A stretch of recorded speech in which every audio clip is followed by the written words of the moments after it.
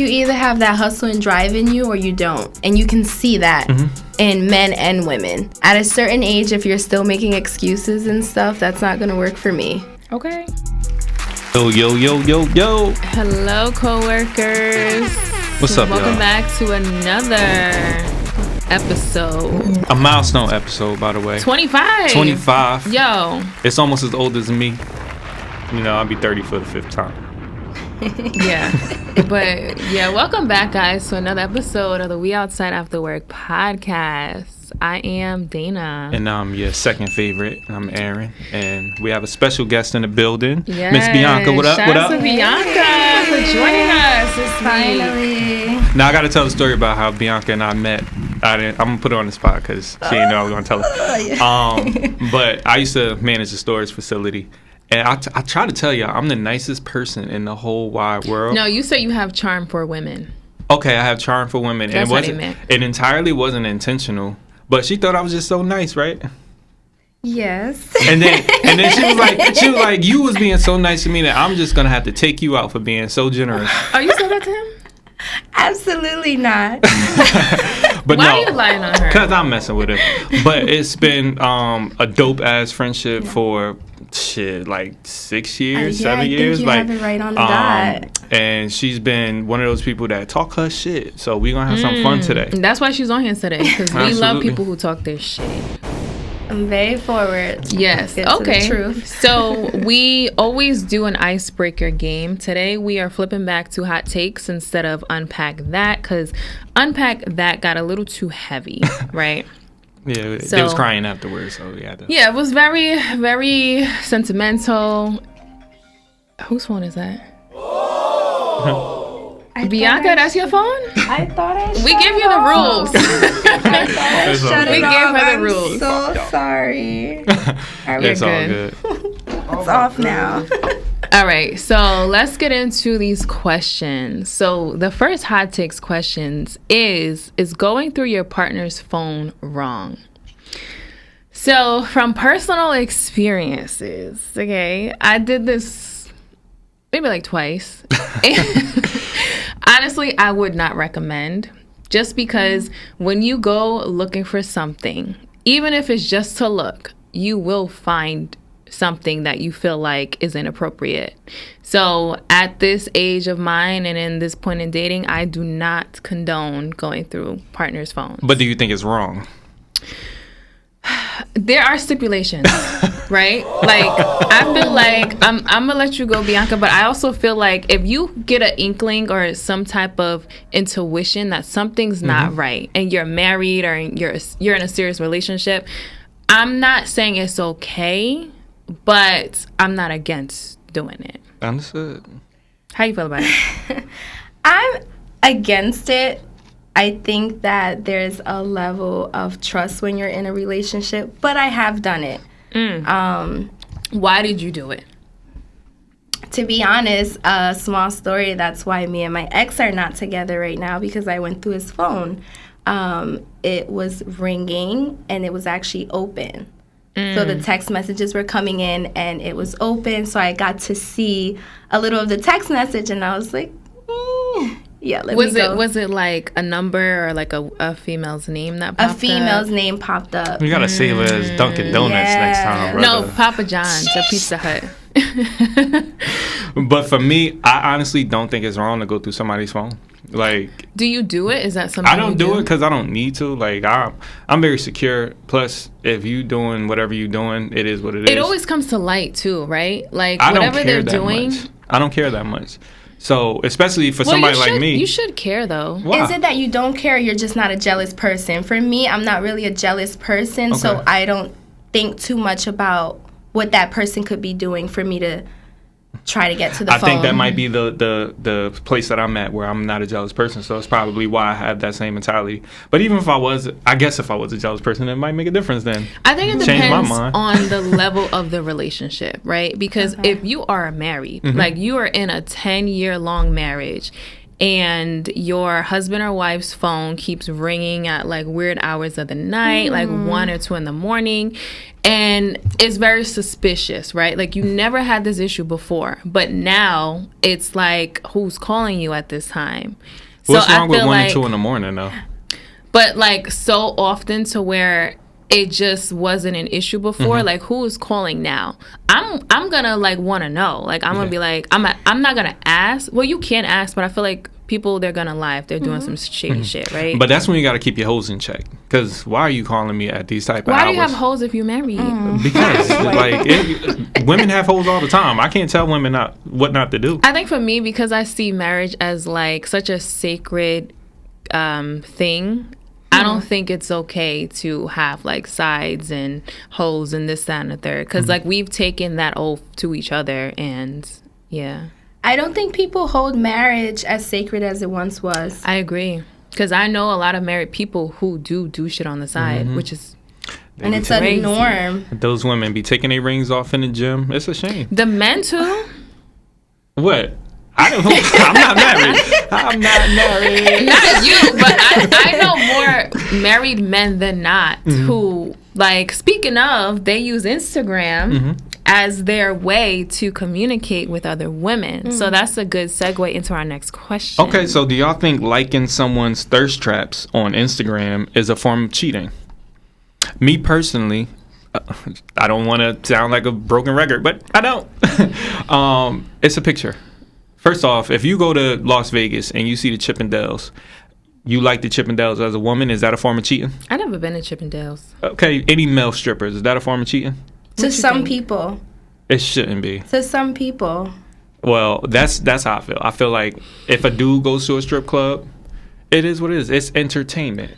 But let's be honest, some women do get jealous of that. So this conversation is clearly centered around jealous women and their needs to control their jealousy. That's true. Because at the end of the day, it's harmless. It's a picture. Well, I think for Instagram, that's the purpose of it, right? Is to like pictures and videos. But then it gets to a point where if you are now commenting on people's stories, you're sending emojis, you're now like, I have a bunch of people who are in the restricted section of my DMs who talk to themselves. Just because if I was to open that Pandora's box and respond, like I already know what they want. Like they want to meet up, they want to get to know me, they probably want sex, and I know for sure that that's not what I want from them. Like I'm not using Instagram, especially for those men. See, I'm glad I'm not a woman because I be using them like shit. I got shit to do. I got bills to pay. Like if you want to pay it.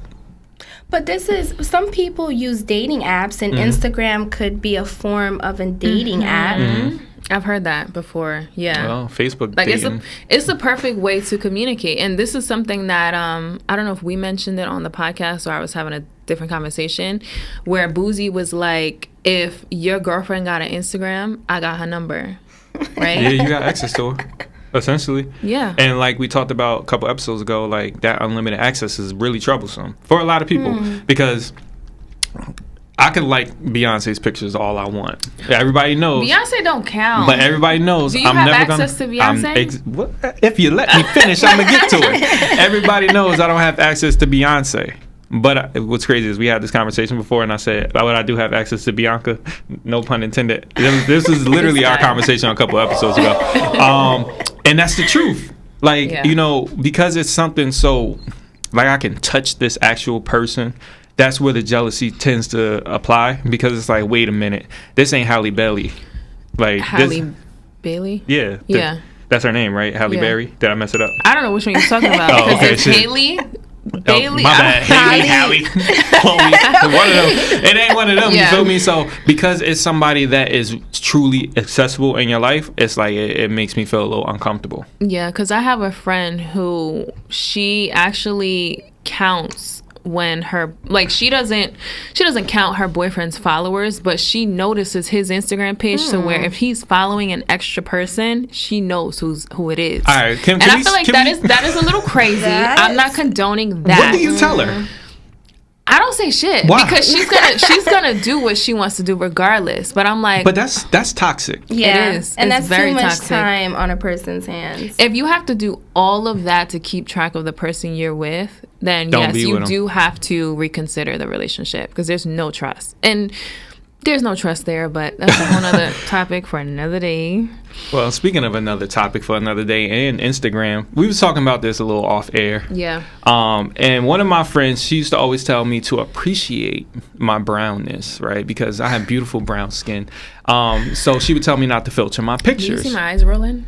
No, we didn't, because the camera was on my beautiful brown skin. Okay. I love your skin, our skin. So the ladies were saying, like, there's nothing wrong with a filter. I said that a filter is a minor form of self-hate. You know, tell us why y'all disagree. It's not. Like, filters are there to enhance your beauty, right? Or in days where you don't feel like putting on makeup and stuff, but you want to just take a nice little selfie, then you take your selfie and post it. So why it's not nice when you just take a selfie? So I have selfies that are like unfiltered, no filter, and then I have ones with filters. But I don't think of myself as less than when I use a filter. Like, I don't feel like I hate myself for that. Okay. So I think it's more of a self-hate thing if you feel like you can't live without the filters. Okay. You have some people that they're never posting in their natural state. And that's when I think it's a little problem. Yeah, the lines get blurred because it's like, what's the reality and what is fake? But at the same time, you got people who won't post a picture without the perfect filter. Like, they'll take 37,000 pictures, but then all of a sudden you get the Instagram and it's like, that don't work. That don't I work. think us Helvetica, women do that anyway, right? Like, we take a bunch of pictures and then we kind of just weed out the one that is the best. But I don't think that's like self-hate. That's just more so I'm going to post a Minor picture that's form. most bomb. I don't think so because, I mean, I love being a woman, but we always have something to complain about. Whether it's our hair, we find some fault in something. We can get our hair done or our nails done, and maybe they didn't do it exactly the way we pictured in our head. Or so I feel like that's women in general. I think that's people in general. Because I think men are, like, I know some men who they're very self-conscious. Like, they need their ego fed in order to have that confidence. Yeah, like the like count. Like, if you don't have enough likes on a picture. Like, Which is why Instagram switched to just the likes. Like, we actually do that with our reels. But that's a proven fact to where people will not like reels or pictures if the like count is low. which is odd, because if you like me. If you don't, you Well, scroll past it. okay, so there's a hierarchy on social media, right? Like, if it was, for example, I'm gonna say like Kim K, because she's known to have like millions of followers. If she posts something, we know she's gonna get like 20, 30K likes on her pictures. But if it was like us or like the Instagram page, we're not gonna get that many because we're still new. People, like, they're still like understanding like who we are. So I get it, but I think, like, I don't mind like hiding the likes so we can get more engagement, because people do comment more when they notice that, oh, you can't see how many people like the and I think it post. takes away some of the stress from social media, Right. Where it's like, oh, this person, because I know if I see a random girl that's in it says follow at the top that I don't follow, and she got 25,000 likes, why am I liking another one? Like, I don't know who this person is. I didn't know people thought like that. I definitely don't think like that. Yeah, Instagram is a whole nother Yeah, beast. it- But because I think for me, I don't look at Instagram as just like a social space.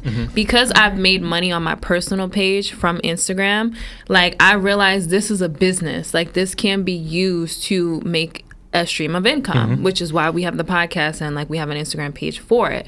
So because of that, like, I'm always looking at ways of like how to increase engagement, like when to post, what kind of stuff does our audience want to see. So those are things that I'm like constantly thinking about. Yeah, another thing that we should take advantage over is when Instagram have like real viral moments.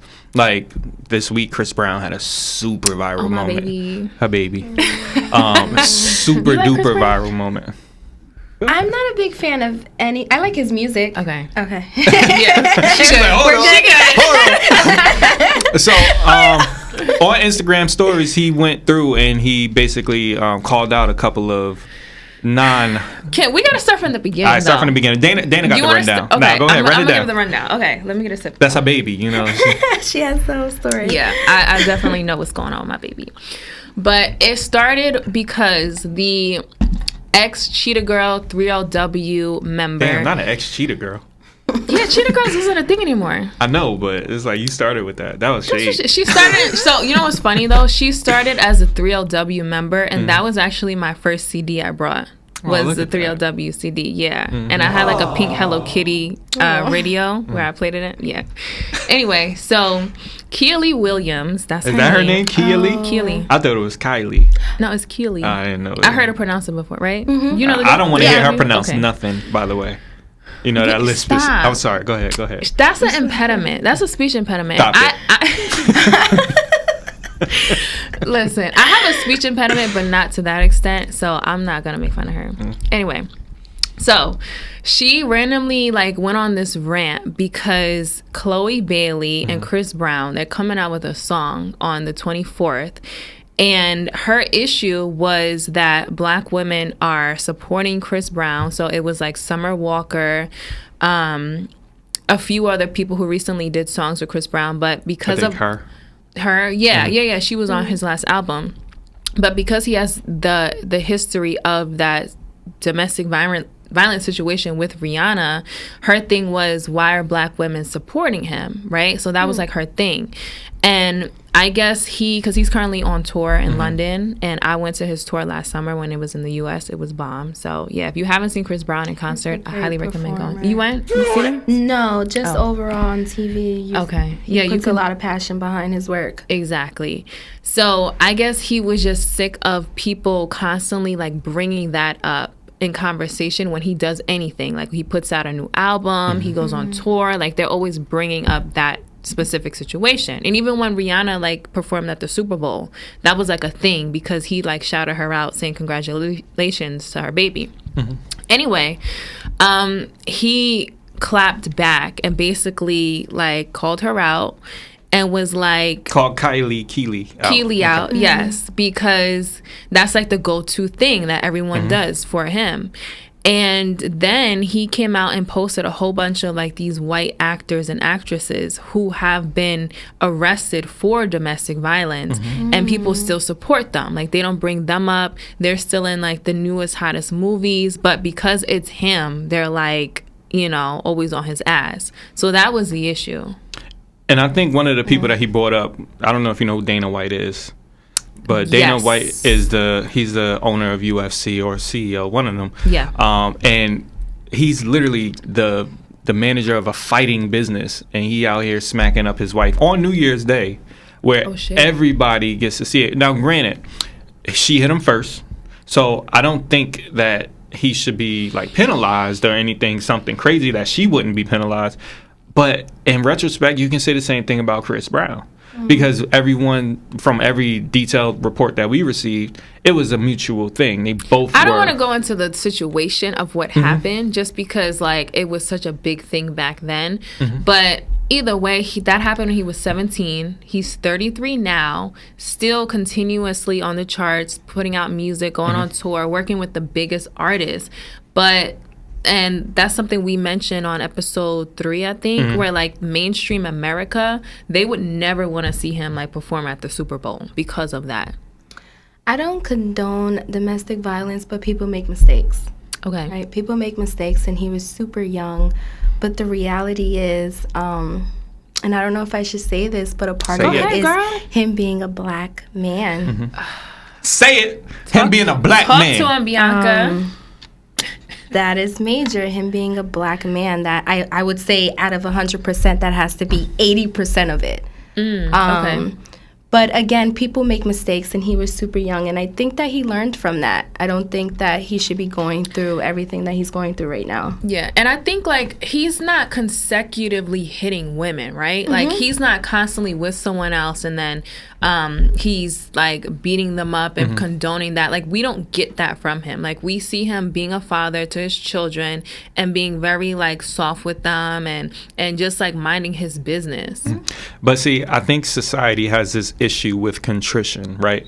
We ask people to be very contrite in their actions, be apologetic so we can forgive them. But deep down, they don't want to. If Michael Vick would have ever made it to the Super Bowl, it would have been people outside protesting for PETA, right? Michael Vick fought dogs in 2006. If he would have been in the Super Bowl in 2026. I heard he's an asshole, though. So what? Okay. People are assholes in real life. People don't have to be nice people for you to treat them like, I didn't pay my time. He went to jail. He did his thing. If Chris Brown, Michael Vick went to jail. So if Chris Brown does his time, at what point do we have to say, hey, we forgive them? All these people, they tend to be religious. Forgiveness is in the Bible. Like if you want to complain about somebody like that, I heard though is like because he does a lot of like independent stuff, like Chris Brown, like he has these major labels, like they're on his ass behind the scenes, like really trying to like discredit his character. Like they don't want him to succeed because I don't know what happened behind the scenes, but there is probably some big name people who are like, no, we want to see the demise of Chris Brown regardless of like him changing, getting older, like his music, like his art, fuck that. His dancing ability. Like Chris Brown is a fucking unicorn. He's a living legend. Like it's the things that he do that other people just can't do. And granted, he's not Michael Jackson. Don't ever say that ever again, by the way. Wait, before we go on to the next topic, since you brought that up, okay, I actually had it was like a back and forth with one of my friends. I hope it wasn't. He was like, it's about Chris Brown and Usher. That was the conversation. Okay. He was like, Usher Bianca is don't even pay no mind. Just let her talk. I want to hear this. I love Usher. I love Usher too. I listen to him daily. But they were like, oh, there's no comparison because Usher, like, he can sing a cappella.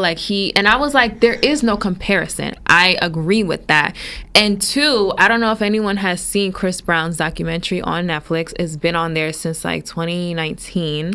And he said he literally learned his craft from Usher and Michael Jackson. So that's like comparing LeBron and Michael Jordan. I was definitely going to do all that too. Yeah. I had to make sure you had it. I brought in the sports. Marvin, I'm catching that. She's catching on, Marvin. I'm catching on quick. Yeah. So like, how can you compare the teacher and the student? Like, that's my thing. Eventually they gotta go up against each other. That's why, like, you can't just ignore the fact that Chris Brown and Usher and Michael and that other guy who we don't name, like, those are. No, he doesn't count. I mean, from an R&B perspective. I love that Chris gives respect where it's due, right? And all three are from different generations. Exactly. Shout out to all of them. You know, Chris, we support you. Yeah. Don't make no more 40-song albums, though. I listen to all of them. Dana listens to all of them. That's my favorite album, Heartbreak on a Full Moon. It was 40 goddamn songs on there. Okay. Every song hit. Okay. Drop a bomb from Bianca. She already know the vibes. Not Chris Brown. Wait. Chris Brown was overworking on that goddamn album. Whatever. Okay, so speaking of overworking, yo, you good with the segues today. I think it's both of us.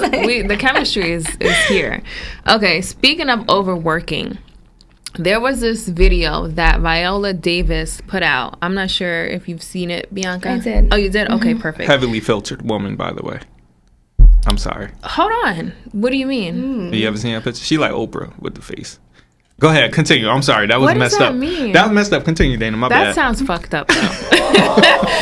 Anyway, so she was on a video, and she basically said how overworking is a side effect of cultural trauma. So basically meaning because of, you know, it is Black History Month, but it's Black History every day for us. There you go. But just to bring it back to slavery, because that was our American history, right? Where we had to like work on these plantations and like really do everything for our quote unquote masters and stuff and basically take care of their children. Like that has went down through the generations to where that's just our culture, right? Like we're constantly like working hard, trying to get ahead, which is true. Like we do have to work 10 times harder to get to the top. Like that's a known fact. So her point was that it is a side effect of our cultural trauma. What do you guys think? I personally disagree. Okay. From a male perspective, I'll start. because I do think men are pre-programmed to just have that natural mentality to bang a hammer. Like, sometimes you just want to work. Like, when I'm bored, I just want to do shit. Like build shit? Like build a house? I might not be able to build a house, but mentally, I want to build something. Like, I want to go and be constructive, whether it's creative, whether it's physical. I always want to be doing something. I always want to work. You're always trying to do stuff with your hands. And from a woman's perspective, nowadays with more women being in the workforce, I don't see anybody working as hard as black women. And I don't think it's simply because... Drop a bomb for that. Drop a bomb for black women. Women's History Month next month. It is. Women's History every day. My birthday is March 3rd, so the next episode will be my mom's is March 8th. Pisces. Oh, Pisces. Here we go with these damn Pisces. I can't escape the Pisces. But you're always around us. But black women, I don't see anybody getting as disrespected in the workforce.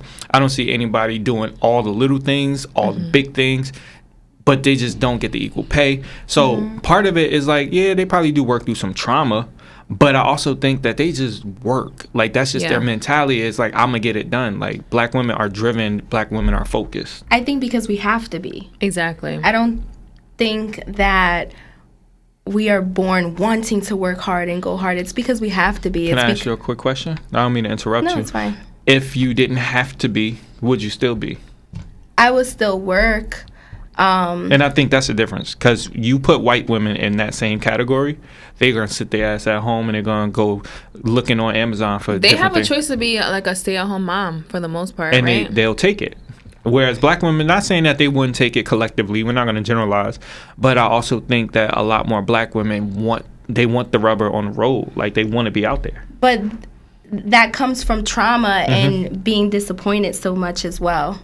Speak on the disappointment. Yeah, so I think that plays a role of wanting to work and making sure that you have something just in case, that relationship fails. Because people are not reliable for the most part, right? And I think, just speaking for myself, like, I'm a very independent person where, like, I make sure that I'm good. Like, I'm always taking care of things because I don't necessarily like to depend on people because I've had more people than not come through. There you go. Right?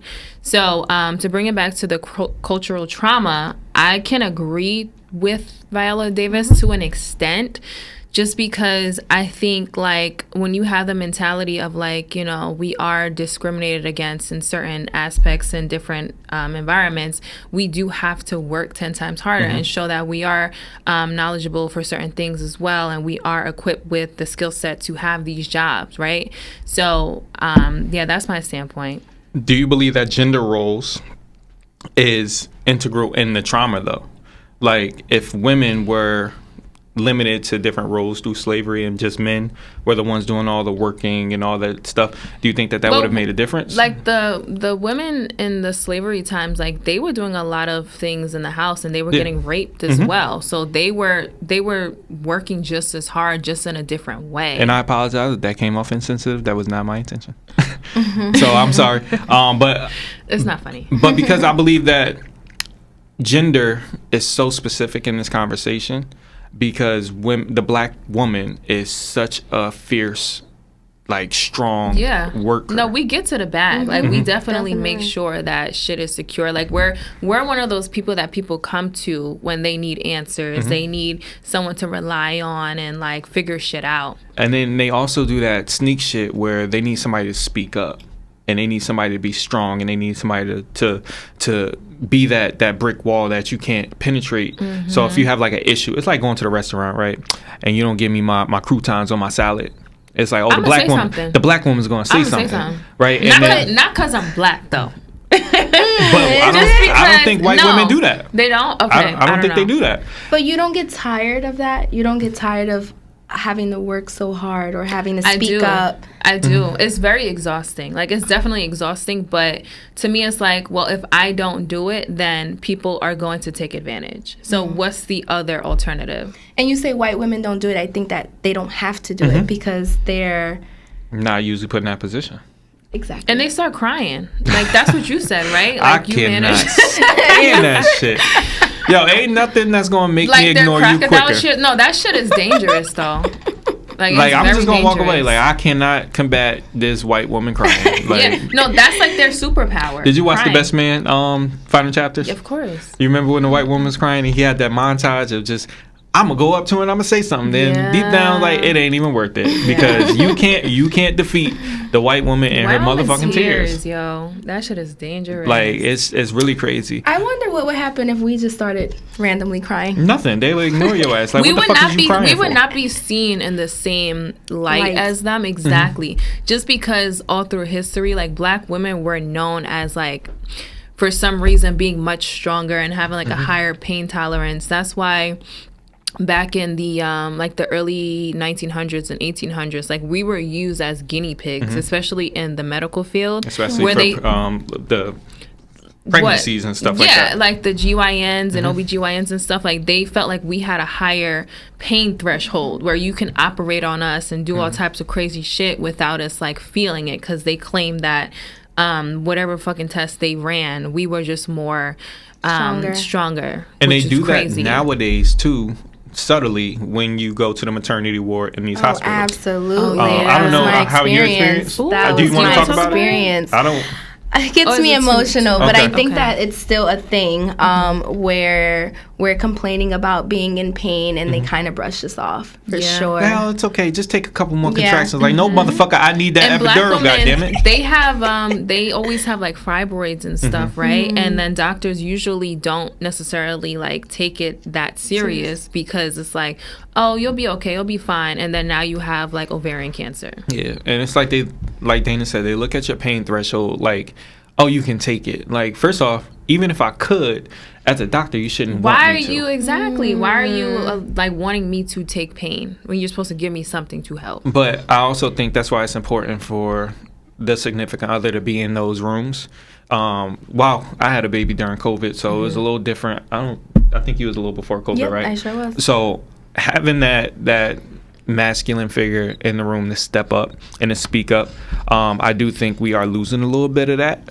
So, like, even situations. Speak on it, Aaron. Even you see how I got you right. Even situations like I love the segues. even situations like the Ebony photo shoot with Jonathan Majors or the Vogue photo shoot with Rihanna and A$AP Rocky. It's putting these men in these effeminate kind of positions, in these postures. Do you think it's just black men? I don't think it's just black men. emasculation of black They're trying men. to do the same thing with Harry Styles, but because it's pop music, it comes off like Prince or Michael Jackson, so it's acceptable. But when I look at Jonathan Majors, I don't look at him like some bitch. I was surprised by that. Like, he had on, what was it, pink pants or something? The pant boots. Yeah, but he was Pantaboots. like doing a kissy face, and like I never viewed him like that. So it was such a surprise to see that picture. What did it make you feel like? I was like, oh, this is different. Did it make you feel like he was less than a man? I just want to know who. No, not at all. And who's judging? I'm Is asking. it our own people? I think so. I want to say from Aaron's perspective, because you did mention how you feel like it is emasculating. Like, what is your example or what is your definition of being masculine? So I don't think that it's necessarily him being emasculated. I think it's the visual, right? So anybody can make a kissy face. That don't make me less of a man, right? The simple definition of a man is a protector and a provider. You do those two simple things for me, and to me, that's being masculine enough, right? I can't tell you to be the strongest, the toughest, the roughest guy out there, but at the same time, don't put me in positions where people are having these perceptions of me. Now they're questioning. Yeah, because Things. I don't think it's fair for him, because I've never seen him not be in a masculine light. Whether it's Lovecraft Country or Harder They Fall or Ant-Man. I'm not that big on like his background, so I don't really know. But with A$AP, I'm a fan of A$AP. What about him? I feel like with Rihanna, people are only judging because they know that she's more successful than him. So it just looks like... I feel like he's okay with taking the back seat, though. I Right? agree. Like, that's the energy I get, because in that picture, he is seen holding the baby in the back while she's in the front, like, doing her pose and whatever. Because she is a billionaire. We know that. And she is, like... the more successful one, like you said. So what's the problem? But it doesn't mean that he doesn't lead. Yes, I agree. I'm gonna give you the perspective from what I seen, not from what I believe, because I don't think it was nothing wrong with it. The way that people saw it is he took a softer look, he took a softer submissive role. Whereas Rihanna had that dominance. She had like a more fierce face. And she had on like the smoky eyes. Yeah, like, ooh. It gave off the impression that I'm the king and you're not even the queen.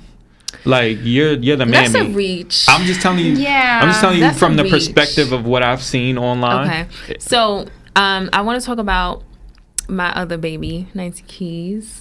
So he did Is he say, in the picture? No, I'm messing with you. Chill out.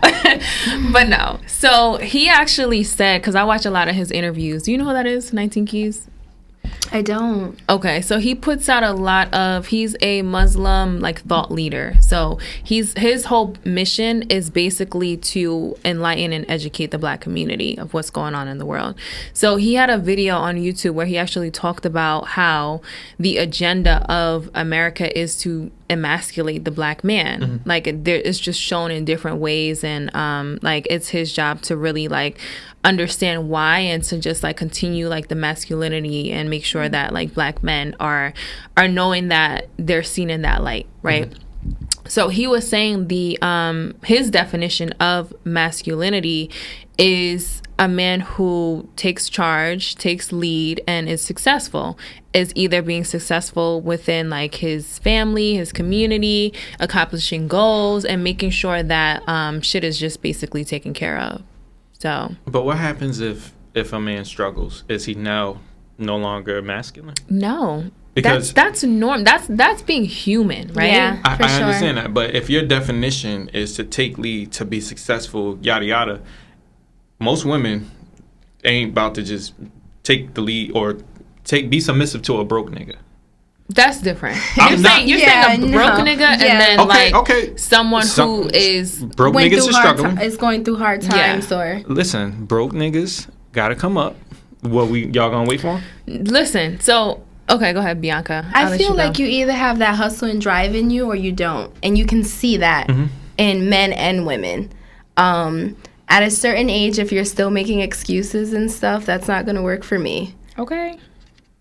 Sorry, brother. Yeah. So, right. And I think when it comes to just the human perspective, like being someone who is struggling, when it comes to dating, like the purpose is to have a partner, right? And to have someone to build with and all of those great things. But I think people are so focused on like trying to just have somebody with them, and they haven't accepted just being by themselves and like actually enjoying their alone time. I think once you are focused on your goals and accomplishments and like getting your shit together, then you should start looking for someone to add. Like don't try to add someone to fill a void, because that never ends well. Like focus on like getting your shit together and doing things that will help your mental health and all of that, and then add someone to it. But at the same time, we have a society where sex is very prominent. So from 17, most people probably lost their virginity in high school, right? Now you might deal with childhood or teenage pregnancies, and now you're stuck together for a pretty long time. You're not going to get away from this person. So what then do I do if I'm that person that's struggling? What then do I do? Do I be masculine and I can't figure out the two things that's happening at the same time? I think therapy is important. Yeah. A lot of people are against that, but therapy is very important. And still taking that time out, even if you're in a relationship or bonded, you still need that personal time to really grow and find who you are. Yeah, because like having children with someone, that is a lifelong commitment, right? Like you may not be together with the 18 person. years. No. You may not be together with the person, but like y'all but you created a human together. So you're going to have some type of tie. I think that shouldn't, because there's how many people do we know that they're like, oh, I'm staying with this person for the kids. Oof.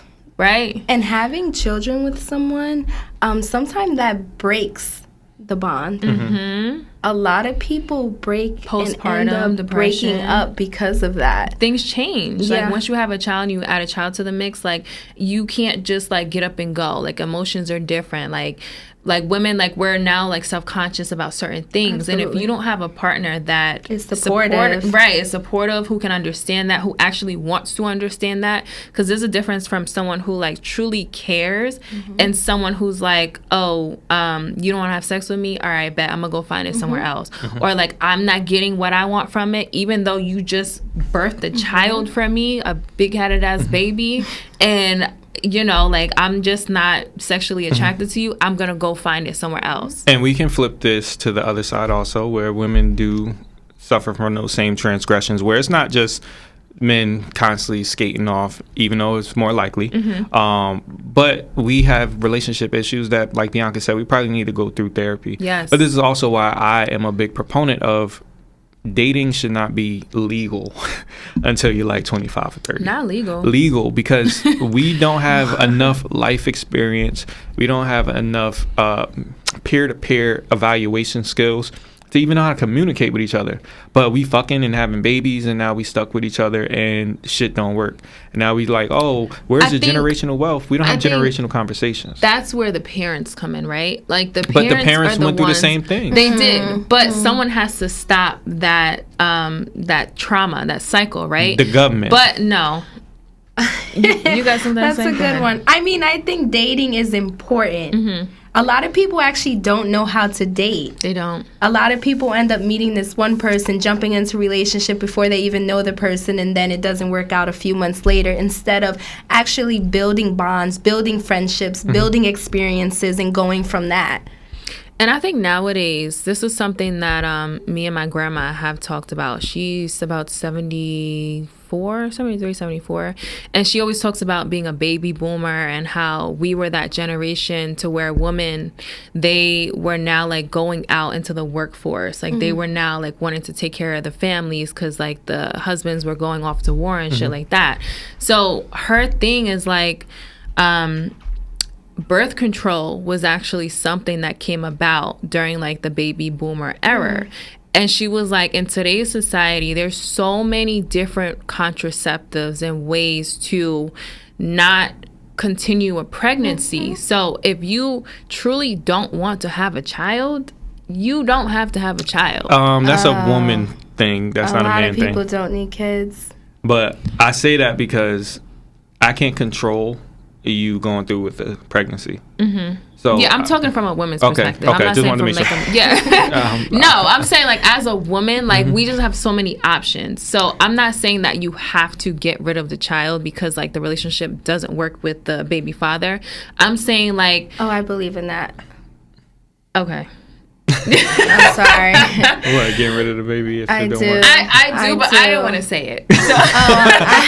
People might hate me, but yeah, I don't want to say it. But she said that's that's facts though. If like, things are not working, a lot of women know that things are not working. Exactly. And you're bringing a it's not going to make it better. Now you're bringing a baby into a situation that you know is going to be a struggle for this child. But why? it doesn't have to be. Because of your own personal traumas. People are already struggling within themselves and financially, physically, mentally, and then they bring it in relationships, and then they bring in a child thinking that it's going to be better. It's going to fix things. Well, it's going to make things much harder. That's where we need more women to go into these courtrooms and talk to these judges, because when men are in these child support rooms, they don't have that type of sympathy. But, like, it's a lot of men that don't want to have the children that they're bearing. Yeah, but then they're forced, right? To and then it's support. not creating love, right? I don't believe that child support should be priority number one in those court proceedings. We talked about this before. And until we establish that love is priority number one, it's going to continue to be these situations where it's going to be bitter baby mamas, bitter baby daddies. The children are being grown up in these continuously, generationally traumatic experiences. Yep. And then they're going to continue to work excessively trying to overcompensate. So I have a question for you. Do you think that a DNA should be mandatory before a man getting on child support? I do. I believe that the woman should. Sense. I believe that a woman should also request it. So not to make this personal, but we like personal. It's a podcast. But in my son's situation, we had a DNA test. It was her prerogative. Granted, I did the whole challenge thing at first, and she was like, "Okay, since you're challenging him, we're gonna go to court." What's the challenge? I challenged the paternity. That wasn't. Granted, I never really douded it. The story you just wanted some. The story was a little off, facts. so I just wanted to make sure that everything was copacetic, as Dana say. And 99.7% sure he's mine, but it's still 0.3% Jaden. So if not 0.1%. So if you act up, I'm gonna send you back. Okay. All right. Well, we are almost at time, so we are getting to the last segment of the episode, which is highlighting someone who is influential in our lives, who is specifically Black, because it is Black History Everyday Month. So, Bianca or Aaron, which one of you want to take the floor first? I'll take the floor. So obviously, y'all know I'm a poet. Right. Are you? I am a poet. Snap, snap. I want to give a huge shout out to Langston Hughes. Not because Langston Hughes is a Black man, but because Langston Hughes is a transcendent artist, right?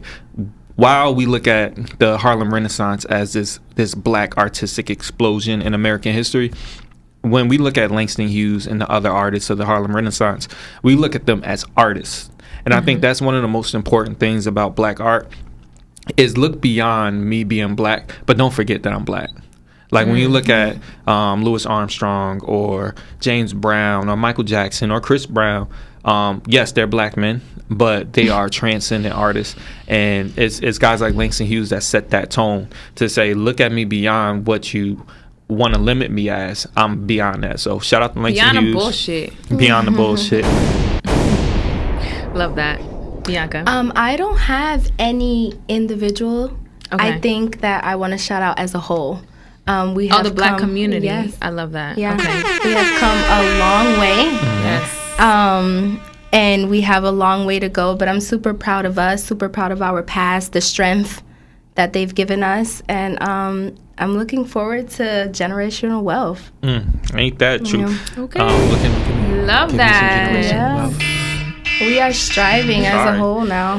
Yes, we are. So that was Marvin, by the way. That was not us. No, that was me. Oh, that was you? Yeah. I got a work alarm. I forgot about it. I thought we said do not disturb. It's a work alarm. So it still goes off? Yeah, it still goes off. I forgot. All right. So my influential person, you actually mentioned him. I'm going to give it to Chris Brown. I have to. And the reason being, not only is he a living legend, and we are fortunate enough to be around for his talents, I love the fact that he finally stood up for himself. Like he just had so many trials and tribulations, and he's just been like fighting through and just trying to just continue his passion, which is performing, dancing, and singing and putting out content. I think now we finally got to hear his point of view with how he was feeling with the media constantly like on his ass when he puts out something. So I loved his rant on Instagram. Like I was resharing everything. And shout out to Breezy. I'm Team Breezy. Been Team Breezy for over 10 years. In my zone, best mixtape R&B album of all time. Yeah. Shout out to Chris Brown. So my favorite Chris Brown album, because I'm a diehard fan, so I'm gonna just put Heartbreak it out there. After Hotels. No, that's not even an album. Oh, you just said that. That's a Heartbreak on a Full Moon. Oh, Bianca close. mentioned it. I was close. It's a dope album, but no. My favorite has to be, I want to say, Exclusive. Okay. So it had Wall to Wall. Okay, I'm glad you're giving us a song. Okay. I don't know. Same. I'm like, what song? All right. So wait. Can I tell you about when I start really, really liking Chris Brown? So back in the MySpace days, it was this challenge. It was like for a Crest toothpaste commercial, and it was you had to sing Chris Brown with you, or you had to sing Trey Songz. The one where he trying to take the girl from the other dude. So I was trying to record myself singing. It was horrible. singing Chris Brown? With you. You got the video? Hell no. Oh, It was I would have bad. put it on the Patreon. It was bad. But, shout out to Chris Brown. Shout out to Breezy. 1989 stand up. You already know. It's a great year. Yeah. Okay. So, before we get out of here, Bianca, any last things you want to shout out or mention? I wasn't prepared for this. But no, I had a great time, guys. Let's cheer. Cheers. We're still at the beginning of the year. The Outside Afterwork podcast, and you coming on. Thank you for that. Thank you. We wanted to have more women representation just because in the beginning it was a lot of like Aaron's friends who were males and who were into sports and the athletics. So just to have a lot of females on here. Low-key. But just to have more women on here, I feel like it's important. And that's a perfect segue into Women's History Month. Because it's Women's History every day, and it's specifically Dana History Month coming up in I'm going. March. Yo, I'm outside. Yes, queen, all March. Yes, like, I'm queen, going on vacation. yes, queen, yes, queen. Yeah, I'm excited. So, with that being said, make sure if y'all want to join the conversation, whether it's being in this seat next to us or if it's just having different discussions online, make sure I hit up WOAW at I keep fucking it up. WOAW pod at gmail.com. See, I never fucked it up until I called you out on it. Yeah, that's karma. Karma. Thank you. I take that kind of karma. Don't give me nothing else. I don't need it. All right, y'all. Well, thank you for tuning in. And we outside. And we out. You gonna rap? I'll rap.